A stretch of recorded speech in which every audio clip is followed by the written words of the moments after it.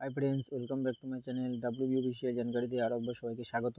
তো বন্ধুরা, আমরা কিন্তু দুয়ারে সরকার ক্যাম্পে গিয়ে যে আমরা যারা পরিযায়ী শ্রমিক ফর্ম ফিল আপ করবো বা করবো ভাবছি, তাদের কিন্তু একটা সমস্যার সম্মুখীন হতে হচ্ছে। ফর্মটা যেহেতু দুটো আকারে চলে এসছে, একটা বাংলা ভার্সন একটা ইংলিশ ভার্সন।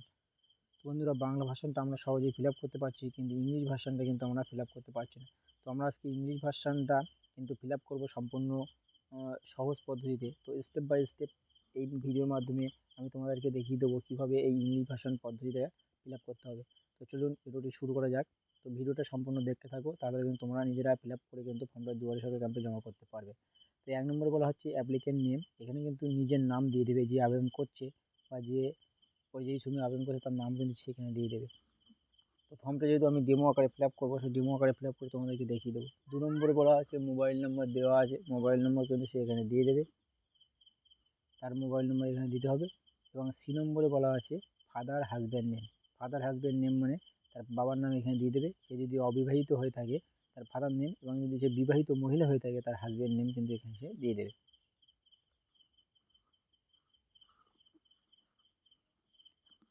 এবার দেখো বন্ধুরা, এবিসি হয়ে গেল। এবার ডি নম্বরে বলা আছে মেল ফিমেল আদার্স। তার কিন্তু মেল ফিমেলটা এখান থেকে সে সিলেক্ট করতে হবে। এবার বলা আছে date of birth. Date of বার্থটা সে আধার কার্ড দেখে কিন্তু এখানে বসিয়ে দেবে।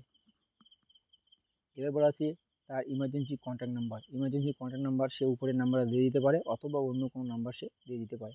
এবার বলা আছে কি আধার নম্বর। তার যে 12 সংখ্যক আধার নম্বর আছে সেটা কিন্তু তাকে এখানে বসিয়ে দিতে হবে। তো আমি আমার আধার নম্বরটা এখানে বসিয়ে দেবো, যেহেতু আমি ফর্মটা ডেমো আকারে ফিল আপ করছি।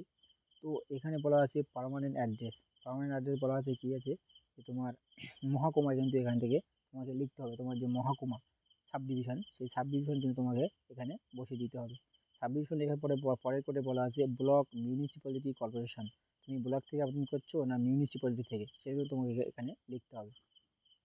তারপর বলা হচ্ছে ব্লক হলে ব্লক সেট করবে, মিউনিসিপ্যালিটি হলে মিউনিসিপ্যালিটি সেট করতে হবে। তারপর বলা হচ্ছে তোমার জিপি ওয়ার্ড। যেহেতু আমি মিউনিসিপ্যালিটি থেকে আবেদন করব, তাই মিউনিসিপ্যালিটি এখানে লিখে দিলাম। তো তারপর বলা আছে জিপি ওয়ার্ড, এখানে তোমার জিপি ওয়ার্ড লিখে দেবে। তারপর পুলিশ স্টেশন লিখে দেবে। তারপর বলা আছে তোমার পিনকোড নাম্বার, 6 সংখ্যক পিনকোড নাম্বার কিন্তু এখানে তুমি দিয়ে দেবে। এবার বলা আছে 3 নম্বরে ওয়ার্ক সাইট অ্যাড্রেস। এখানে বলা আছে এনি1 এ বি সি ডি, তুমি যে কোনো একটা তোমাকে ফিল আপ করতে হবে। তো এই নম্বরে আমি ফিল আপ করবো। এখানে বলা আছে কান্ট্রি। কান্ট্রি কিন্তু অটোমেটিক্যালি এখানে ইন্ডিয়া সিলেক্ট হয়ে আছে। যেহেতু তুমি ইন্ডিয়ার মধ্যে যে কোনো একটা স্টেটে কাজ করছো, সেক্ষেত্রে তোমাকে কিন্তু এই পার্টটা ফিল আপ করতে হবে। তো এখানে বলা আছে স্টেট হতে পারে তুমি ইন্ডিয়ার মধ্যে ব্যাঙ্গালোর, তামিলনাড়ু, কর্ণাটক, গুজরাট, মহারাষ্ট্র যে কোনো হতে পারো, তার নাম এখানে দিতে হবে। এবং তার পুলিশ স্টেশন মানে সেই স্টেটের যে পুলিশ স্টেশন সেটা কিন্তু ওখানে দিতে হবে। বি নম্বর তোমার ফিল আপ করার দরকার নেই। এখানে কিন্তু বলা আছে ডি নম্বর তোমার দেওয়ার দরকার নেই, ডি নম্বরে তুমি কিন্তু তোমাকে ফিল আপ করতে হবে। তো ডি নম্বর বলা আছে for applicant who is likely engage outside state. কোনো যদি ক্যান্ডিডেট যদি ভারতবর্ষের বাইরে যদি থেকে থাকে, তার কিন্তু এই ফর্মটা, এই ডি নম্বর ফর্মটা ফিল আপ করতে হবে। হতে পারে সে ভিন্ন দেশে, ভিন্ন রাজ্যে বা ভিন্ন দেশে কাজ করে। সেই ভিন্ন দেশে কাজ করলে সেই দেশের নাম কিন্তু সে এখানে দিয়ে দেবে। নেম অফ দ্য কান্ট্রি, সেই দেশের নাম কিন্তু সে এখানে দিয়ে দেবে। তার ওয়ার্ক সাইট অ্যাড্রেস কিন্তু এখানে সে দিয়ে দেবে। এখানে কিন্তু সে ওই দেশের নাম দিয়ে দেবে, এবং সেই দেশের যে কাজের সাইট বা ওয়ার্ক যে প্লেস, সেই প্লেসের নাম কিন্তু সেখানে দেবে। এবং ভ্যালিড পাসপোর্ট নম্বর, সেই যে পাসপোর্ট নম্বর নিয়ে বা যে পাসপোর্ট নিয়ে বিদেশে গিয়েছে সেই নম্বর কিন্তু এখানে দিয়ে দেবে। এবার বলা হচ্ছে 4 নম্বরের নেচার অফ এমপ্লয়মেন্ট।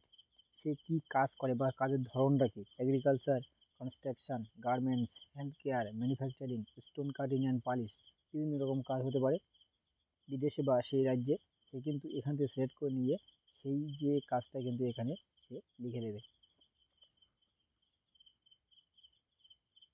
এবার বলা আছে সে যখন যেদিন থেকে ওই কোম্পানিতে কাজে যুক্ত আছে, সেই ডেট কিন্তু তাকে এখানে দিতে হবে। সে কিন্তু এই ডেটটা সে এই ঘরে দিয়ে দেবে। এবার বলা আছে বলা আছে সেলফ ইংগেজ। তারপর বলা আছে engage through agent, engage without agent. যদি সে ইংগেজ থ্রু এজেন্ট হয়ে থাকে, তার কিন্তু এ বি সি এই 3টি পার্ট কিন্তু ফিল আপ করতে হবে। এতে বলা আছে সেই ব্যক্তির নাম দিতে হবে, সেই এজেন্টের নাম, তার মোবাইল নম্বর, তার অ্যাড্রেস কিন্তু এখানে দিয়ে দিতে হবে। আর যদি সে এই 3টে না করে বা এঙ্গেজ থ্রু এজেন্ট না করে সেলফ এঙ্গেজ করে, তার কিন্তু এই 3টে নাম তাকে কিন্তু ফিল আপ করার দরকার নেই। এবার বলা আছে এমপ্লয়ের নেম, এখানে এমপ্লয়ের নেম দিয়ে দেবে। আর এখানে সে তার মোবাইল নম্বর কিন্তু এখানে দিয়ে দেবে। আমরা এবার চলে যাব পরের পেজে। তো বন্ধুরা দেখো আমরা চলে এসেছি পরের পৃষ্ঠাতে, মানে পরের পৃষ্ঠায় চলে এসেছি। এখানে বলা আছে এমপ্লয়ের অ্যাড্রেস। এখানে কিন্তু সেই অ্যাড্রেসটা দিয়ে দেবে, যে এলাকায় থাকে বা যে কোম্পানি আন্ডারে থাকে সেই অ্যাড্রেসটা কিন্তু সেখানে দিয়ে দেবে। 6 নম্বরে বলা আছে ব্যাঙ্ক ডিটেলস, এখানে দিয়ে দেবে, ব্যাংকের নাম দিয়ে দেবে, এখানে সে ব্যাংকের নাম দিয়ে দেবে। তো এখানে বলা আছে bank to be locate in West Bengal. এই যে ব্যাংকের অ্যাকাউন্টটা সে দেবে সেই অ্যাকাউন্টে যেন ওয়েস্ট বেঙ্গলের আন্ডারে থেকে থাকে সে কিন্তু আগে দেখতে হবে। তো এখানে ব্রাঞ্চ নেম দিয়ে দেবে, এখানে সেই ব্যাংকের অ্যাকাউন্ট নম্বর এবং আইএফসি কোড দিয়ে দেবে। এবার বলা আছে নমিনি ডিটেলস, সে কিন্তু এখানে তার নমিনির নাম দিয়ে দেবে, এখানে নমিনির নাম, এখানে মোবাইল নম্বর দিয়ে দেবে।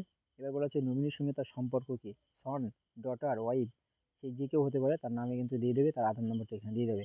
এবার বলা হচ্ছে 8 নম্বরে ration Khadya Sathi card details of applicant, মানে অ্যাপ্লিক্যান্টের খাদ্যসাথী তার ক্যাটেগরি কী আছে, SPEECH PEECH থাকলে যে যা থাকবে সেটা কিন্তু এখানে দিয়ে দিতে হবে। SPEECH দিয়ে দেবো আমি। তারপর কিন্তু এখানে বলা আছে খাদ্যসাথীর নাম্বারটা কিন্তু এখানে দিতে হবে। এবার বলা আছে do you have any family, তার কিন্তু যদি ফ্যামিলি থাকে ইয়েস করতে হবে, নো থাকলে নো করতে হবে। তো ইয়েস থাকলে কিন্তু তার একটু কাজ বেড়ে গেল। এখানে তার দুটি অপশন আছে, সেই দুটি অপশনে দুটো নাম দিয়ে দিতে পারবে। সে হতে পারে তার ওয়াইফের নাম দিতে পারে, তার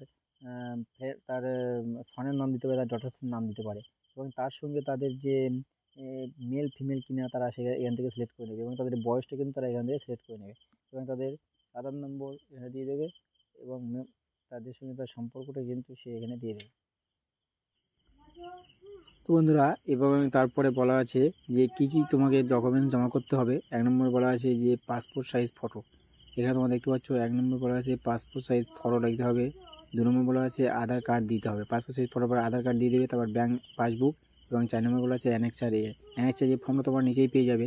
এবং 5 নম্বর বলা আছে ফটোকপি অফ পাসপোর্ট, যিনি বিদেশে গিয়ে কাজ করছেন যে ওয়ার্কার, তাই কিন্তু এখানে তার পাসপোর্ট কপিটা দিতে হবে, এবং তারপরে সে এখানে তার প্লেসটা দিয়ে দেবে এবং ডেট দিয়ে ওপরে তার সিগনেচার করে দেবে। আর অ্যানেক্সার 1টা কিন্তু তাকে এখান থেকে ফিল আপ করতে হবে। এখানে সে তার নিজের নাম দিয়ে দেবে, মানে যে আবেদন করেছে তার নামটা এখানে দিয়ে দেবে। এখানে তার যে ওয়াইফ, ডটার, সন যে কোনো একজনের নাম দিয়ে দেবে, এবং দেওয়ার পরে তার কিন্তু নাম এখানে দেওয়ার পরে তার আধার নম্বরটা এখানে দিতে হবে। আধার নম্বর দেওয়ার পরে পার্মানেন্ট রেসিডেন্ট অ্যাড্রেস কিন্তু এখানে দিতে হবে, এবং তার যে প্রফেশনাল সেই প্রফেশনালটা কিন্তু সে এখানে দিয়ে দেবে। প্রফেশনালটা এখানে দেওয়ার পরে এখানে বলা আছে যে সে কোন ডিস্ট্রিক্টে কাজ করছে, ভারতবর্ষের কোন ডিস্ট্রিক্টে বা কাজ করছে সেই ডিস্ট্রিক্টটা এখান থেকে দিয়ে দেবে, এবং সেই ডিস্ট্রিক্টটা কোন স্টেটের আওতায় সেই স্টেটে কিন্তু এখানে সে দিয়ে দেবে। এবং যে ভারতবর্ষের বাইরে গিয়ে কাজ করছে ডিস্ট্রিক্টটা এখানে দিয়ে দেবে, এবং স্টেটের নামটা কিন্তু এখানে দিয়ে দেবে। এবং যে ভারতবর্ষের বাইরে গিয়ে কাজ করছে সে কিন্তু সেই বিদেশের সেই নামটা দিয়ে দেবে, এবং আউটসাইড ইন্ডিয়া সেই আউটসাইড ইন্ডিয়ার নামটা কিন্তু এখানে দিয়ে দেবে। এবং তারপরে সে এখানে তার সিগনেচার করে ডেট দিয়ে কিন্তু ফর্মটাকে সাবমিট করে দেবে। সম্পূর্ণ ভিডিওটা এইভাবে তোমরা। তো বন্ধুরা তোমাদের ফর্মটা ফিল আপ হয়ে গেলে তোমরা কিন্তু আবার ফর্মের প্রথম পেজে চলে আসবে। তো এখানে প্রথম পেজে তোমরা দেখতে পাবে যে একটা স্কোয়ার একটা বক্স দেওয়া আছে, সেই স্কোয়ার বক্সে কিন্তু তোমাদের নিজেদের রিসেন্ট ফটোকপি কিন্তু এখানে তোমাদেরকে মারতে হবে। তো ফটোকপিটা এখানে দেওয়ার পরে তোমরা কিন্তু ফর্মটা জমা করতে পারবে। তো সম্পূর্ণ ভিডিও দেখার জন্য ধন্যবাদ। দেখা হবে অন্য কোনো ভিডিও, ততক্ষণ সুস্থ।